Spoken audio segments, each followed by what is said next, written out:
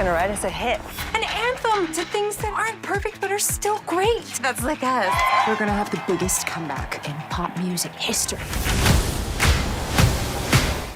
I love Girls5eva's. Obviously, I've had the lonely boy stuck in my head forever.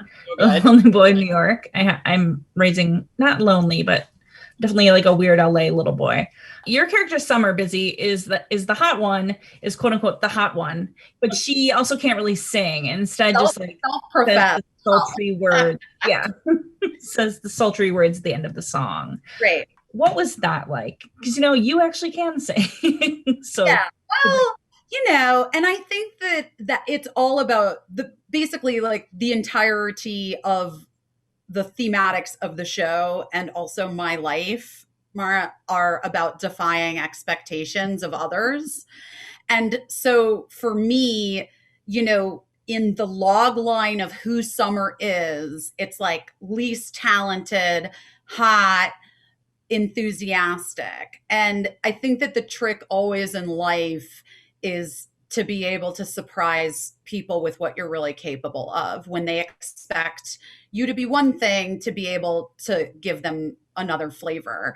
And so, it turns out Summer actually isn't the least talented. She's just a part of this group. And she has, a lot of value in the group when they reconvene as a little bit older women, wiser maybe, and also doesn't need to be sort of hemmed in by what a manufactured like manager has put on her or any of the other girls, I was just going to say, especially in those girl groups where it was like the hot one, the smart one, the athletic one, everyone was told absolutely what you are and what you're going to be. And that's your story. It's like reality TV, even now, singing competitions. It's like, they're the one that's afraid to perform. They're the one that, has a estranged parental relationship. It's you got to have your story. And I think what's so beautiful about Summer is that clearly as her character, she has been told you're the hot one. So she doesn't even entertain that she's also brilliant in other ways. So I love watching her explore that and realize that she's really talented in other things, like dancing on a pole. Sure. And she has a lovely marriage to Kev. I really love that storyline. And I'm wondering kind of like what you guys think is actually going on in that relationship. Cause I was like, he's gay and he's living in Tampa. I mean, I've had great loves of my life that weren't compatible with having an actual relationship with in terms of a couple type thing. So I think that the two of them probably do have some deep, love and connection and affection for each other. And then, but there are some logistics that are off.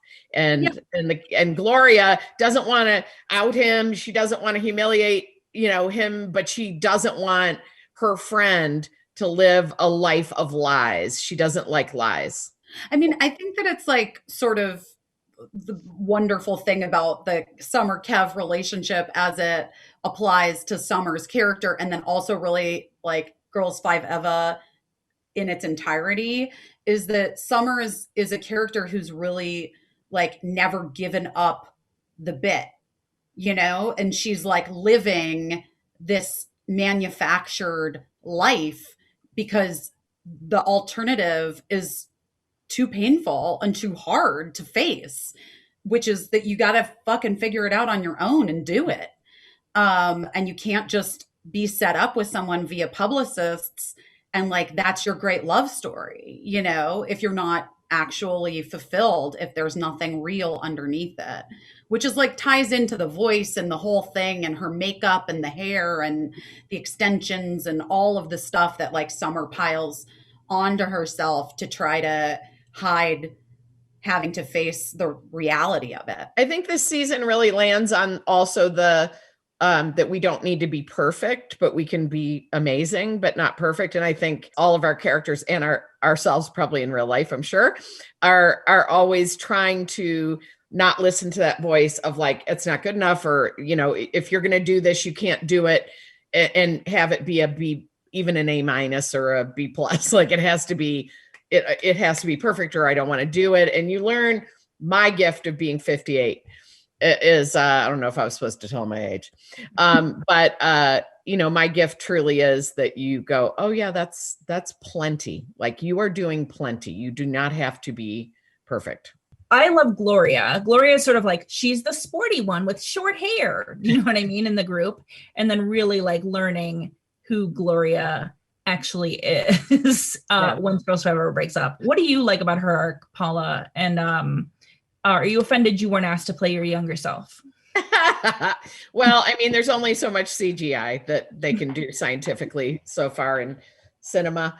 No, I love that they have my younger version. She's fantastic performer, and I love her so much. Erica's tremendous, but I do love Gloria because I think she's carried around this shame. I'm a good person to carry around shame, and I grew up Catholic, and I carry around shame about stupid things from years ago, and then I'll just go, why am I ever embarrassed about that, or why am I? And I feel like Gloria has carried the shame around about like finally coming out and then being kind of iconically the first gay couple to get divorced in the state of New York. So she kind of failed in being gay. She failed in being herself. And I think she carries that around of like, I finally am myself and then I fucked it up.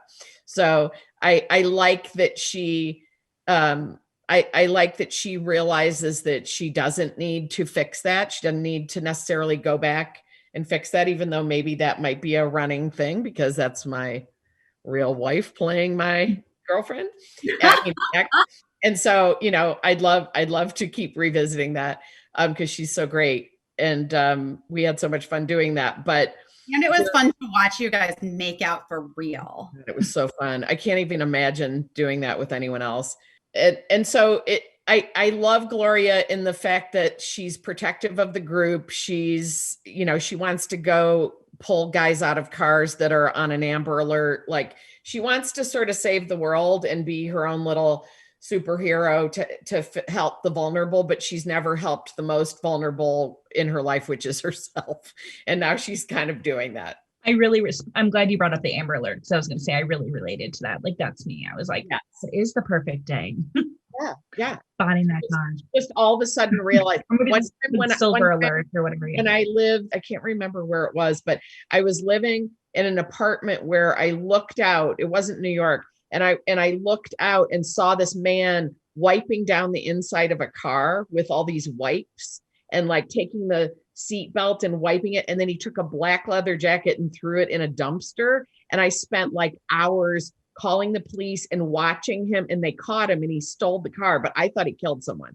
But I had that rage of like, I wanted to find out who it was and like, be like, not today, buddy, not today. And just like get really tough and actually catch the bad guy. So I really love that Amber Alert little runner that she's just always fantasizing about that. Wait, Paula, in real life though, I do think that I need you to start solving some cold cases. I always said that I would be a really good detective. I would love to interrogate people, but I have a fear of violence and I have a fear of people knowing who I am if I was a cop or they knew that I was the one that caused them to get arrested or something. So I have a lot of that terror that I could never do it, but I love the solving. I love those kind of shows and I love solving the psychological part of it. But I can't get near serial killers. That terrifies me. Cold cases are really satisfying when you see people go, I never gave up. And then, the guy retired that dealt with this. And then I'm a new guy coming in. I go, wait, I love those Datelines and stuff. Oh, Gonna be famous together, 'cause that's one more than together. So what are you waiting? 5 Girls 5 ever.